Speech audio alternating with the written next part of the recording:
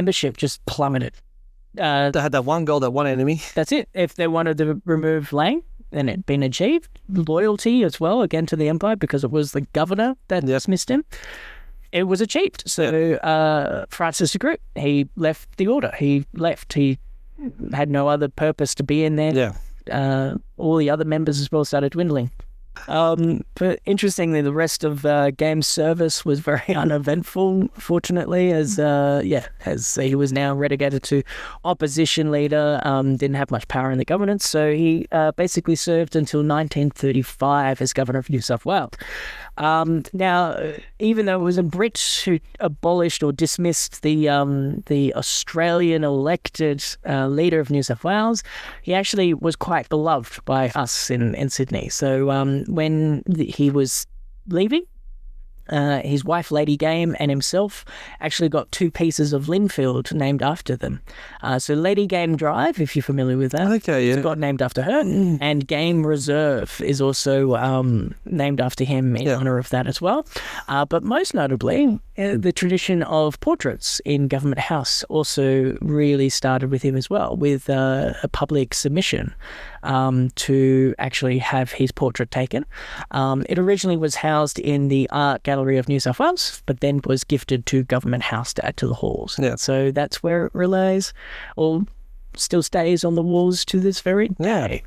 And if you come on one of the free tours that we operate every Friday, Saturday and Sunday from 10:30 to 3, you may, of course, come through and have a gander at Sir Philip Game. It kind of looks like he made a decision of dismissing a sitting tumultuous premier. When you walk through those halls with the picture frames, you've obviously walked through them hundreds of times. I've walked through them twice, and there's that first section where you say it's just the Australians. At this moment in history. At this moment in history, just the Australian governors who've dealt in the house, who've lived there and we have everyone, even if they didn't live there. Even if they didn't live there. But then you go through those doors. How many are in the Australian one?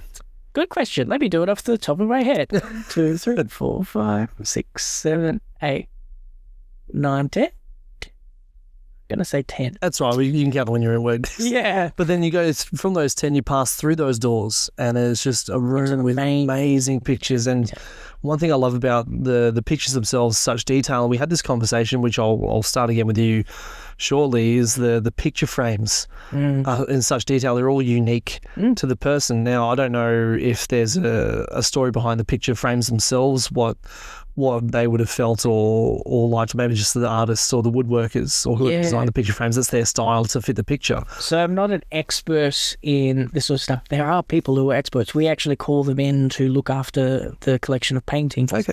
And there is a significance behind portraiture and the actual framing and everything like that. Unfortunately, I have not really delved into that yet. There are people who work at Government House who are guides who actually do know, and that's their passion. As you probably tell, I'm a history nerd, and I love those sort of political / sort of historical military stuff. So, guides, that. But yeah, so there are reasons behind the ornateness of certain portraiture and even to the artist who actually took the portrait of the governor. And it might even come down simply to the governor themselves, whatever their personal preference was. So if you imagine all the portraits, I should say, in the house, the more contemporary, the more modern governors, they all sort of have the same size. They're all sort of sitting down. They're all up to their chest height, and it's all sort of that size. But when you go into the main hall, past those doors, as you say, into that expansive room, a lot of the early governors actually have full body portraits. Like it feels like some of them are ready to step out and welcome you to Government House or till you get lost because it's their house. But there's one I always love, which is actually right next to Sir Philip Game, above the doorway there, is actually Lord Carrington. Now, he is wearing a army uniform, but it's not the traditional red coat like you would see throughout the British Empire. It's actually khaki, so it's a bit of a brown, with the plumed feathers of the emu, which is interesting because this is before the AIF, the Australian Imperial Force, has been established. He's a cavalry officer. But he's actually, I like to refer to him as the Jumanji Hunter. And a lot of people come through and they're like, oh, it's the guy from Night at the Museum. Yeah. Referencing Teddy Roosevelt. Teddy Roosevelt with Robin Williams. Yeah. And it's just that with the mustache, and it's just the 1880s encapsulated there. Yeah. So that's always interesting to see that grandeur of a portrait. He was actually the governor for the first centenary of Australia, so in 1888. But Parliament, the two houses, the lower house and the upper house, actually gifted that portrait to him and then to Government House as a honour of the year and all that of the colony of New South Wales. So, yeah, it's just a little history there. And, well, I'll go back to my point in a second, but that's the beautiful thing about yourself. Like, you don't know too much about the picture frames, but every guide has their own niche. Every guide has their own story they like to tell, their own favourite part of the building itself, whether it be the carpets, the walls, the ceilings, the light fixtures themselves, or whoever their favourite governors that they want to talk about are. Absolutely. Which is one of the best things to do. So you can go on with Matt, you can go on with any of the others, and you get a different experience each time around, even though you're walking through the same building. That's right. Now, I'd imagine your two, even though you've done two. Yeah. One with Freya, we believe it's her. No, I didn't actually do it with Freya, so I met Freya at the front desk. Oh, okay. But whoever it did with was probably a bit different, as you're already mentioning, to my absolutely, yeah, focusing. Yeah.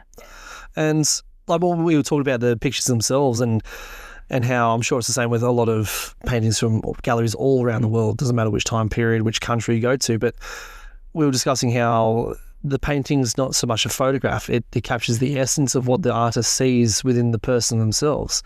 And it's incredible to see when you have that perspective. You can really pay attention to the highlighted features, whether it be the beautiful eyes of one person, or the jaw shape of another one, or the length of a body, which is where the full body portraits come into play. Their stature, their stance, how they put their hands, how they hold themselves in the picture is then portrayed through the artist.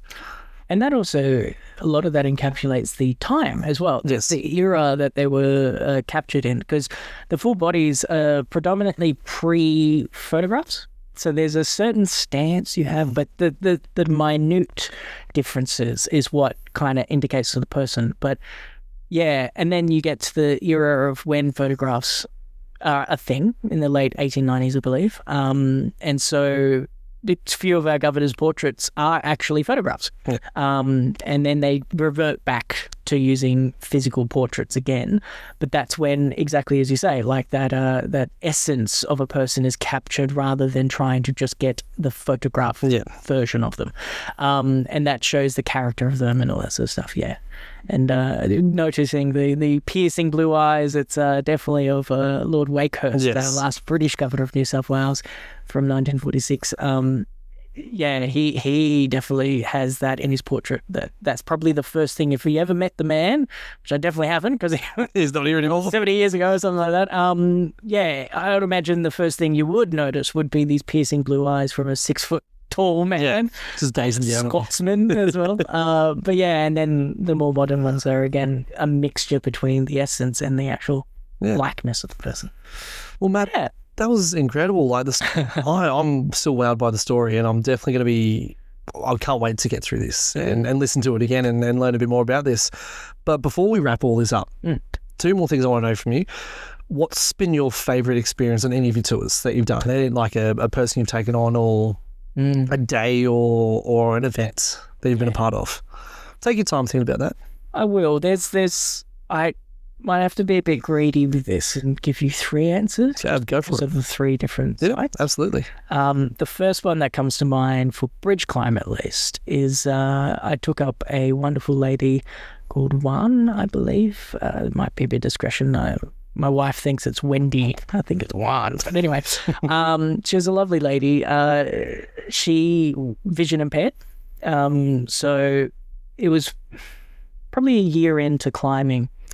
Again, we were talking about imposter syndrome a little while ago, and this was definitely one of those big moments, because at bridge climb there's a special team that's known as the media team, who really are there to do those sort of personable climbs, and they have the certain techniques and certain skills to be able to do those climbs that need that attention. I'm not part of that team. Neither am I. Yeah, okay. That's interesting, actually. I thought it would be. But I guess it's the same with me, where it's like, oh shit, I can't do the personal one-on-one stuff. But then, I was asked to do the climb. It wasn't just a one-on-one. It was with a full group of, I think, 13 or 14 at that time. But she'll be PAX number 1, right there with you at the front. And what I took away from it wasn't the fact that, oh, okay, there's this sort of person who'll climb the bridge and stuff. I took it as, how do I convey the experience to them? Because a lot of my commentary at that day, on that time, would be, look over there. Yes. Look at that. Then you've got to incorporate that into a description on how they would not see it. That's not the right word for it. How they would appreciate it, or yeah. The thing is that a lot of even just phrases that we use in common terms is site dependent. Yes. So interestingly, I did get very nervous, and they kind of informed me not to bring it up. I couldn't. I said to one, because we got really close. When? That's it. When? So we got really close right at the beginning. We kind of became really chummy. And I basically asked, like, I apologize if I already just start, making reference to being sighted, and say, look over there. And she's like, it's fine. Everyone uses it. It's just how we use our language. Yeah. So I'm not offended. It's just what happens. Yeah.